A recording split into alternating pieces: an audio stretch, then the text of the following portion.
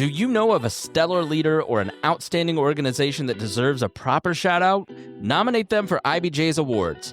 From 40 in their 40s and Women of Influence to Nonprofit and Healthcare Excellence Awards, we're celebrating rising stars, seasoned leaders, and organizations making a difference. Discover which programs are accepting nominations now at ibj.com/nominate. This is Inside Indiana Business Radio for the afternoon of Wednesday, December 24th, 2025. I'm Alex Brown.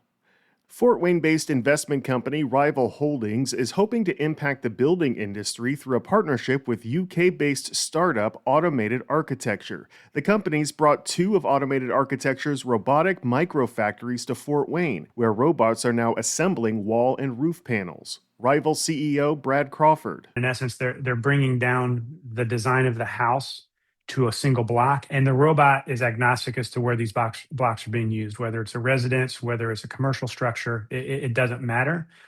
The robot can basically handle all of the repetitive manufacturing processes 24 hours a day, 7 days a week, 365 days a year. The microfactories, which are the first of their kind in the U.S., are capable of producing up to 180 timber homes per year.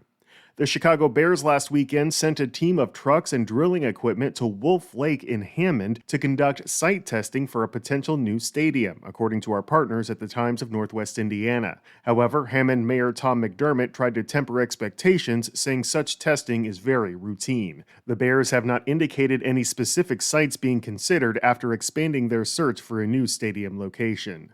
3 Purdue University faculty members have been named Fellows of the National Academy of Inventors, considered the highest professional distinction awarded to academic inventors. Professors Stephen Biller, Luna Liu, and David Nolte will be inducted during the Academy's 15th annual meeting in June.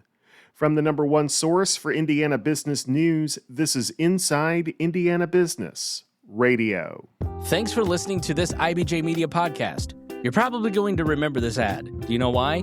Podcast advertising works. 85% of listeners recalled hearing an ad during a podcast, and 70% of podcast listeners have acted after hearing an ad. So whether you're looking to be heard across the entire IBJ Media Podcast Network, sponsor one of our shows, or just start with a 30-second ad, IBJ Media can help. Contact advertise at ibj.com to learn more.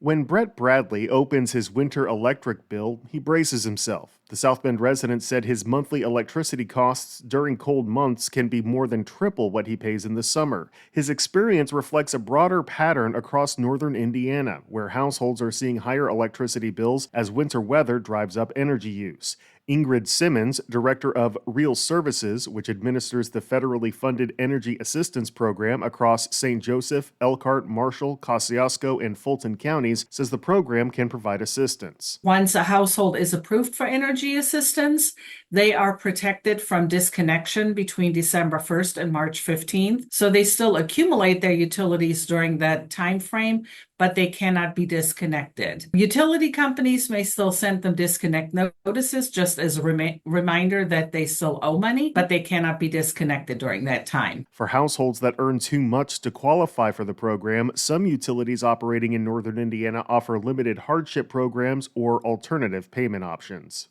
Indianapolis-based Elevance Health is ending the year in a battle with hospital and physician groups over its planned policy change effective January 1st that would cut hospital reimbursement by 10% if an out-of-network provider is involved with care. In its policy change notice, Elevance's Anthem Blue Cross and Blue Shield Indiana unit said hospitals and facilities that continue to use care providers such as physicians not in the Anthem network could also have their own Anthem contracts terminated if non-network physicians take part in in-network Anthem care. Critics say the policy will create further confusion for patients navigating an already frustrating healthcare system and harms competition.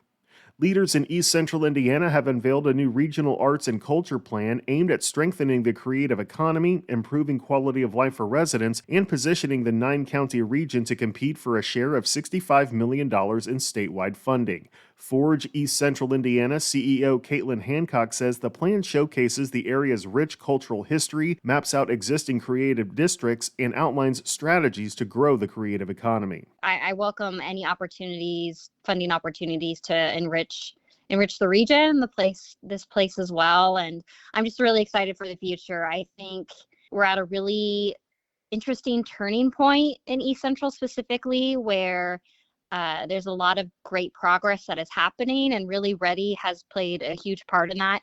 And I think this is just one more piece of the puzzle of really just continuing to grow the region. The plan has 6 goals organized under 3 regional priorities: place and identity, attachment and opportunity, and leadership and collaboration. Catch up on the latest episodes of the Business and Beyond podcast with Gary Dick, presented by PNC, a weekly conversation with high-profile Hoosiers in business, sports, and entertainment, and beyond. Available now on the IBJ Media app or your favorite podcast provider. I'm Alex Brown for Inside Indiana Business Radio on Demand. I'm Tiffany Souter, mom of 4, wife, entrepreneur, and host of the Life of And podcast. For years, I built my life with brute force, a successful business, a growing family, and absolutely zero margin. I was tired, snappy, and felt constantly behind, and I was too afraid to admit it. Everything changed when I stopped trying to do more and started building systems that actually worked for my real life. If you too are craving more peace, more presence, and just more time for you, I'd love for you to join me on the Life of And. Subscribe now on your favorite podcast app or listen at ibjpodcast.com. Do you want to know what really drives change in Indiana? You won't find it in sound bites, you'll find it in stories. Stories from CEOs, lawyers, coaches, entrepreneurs, and community advocates. That's the IBJ Media Podcast Network. Insightful, local, impactful. Find all of our shows by searching IBJ Media in your podcast app or visit ibjpodcast.com.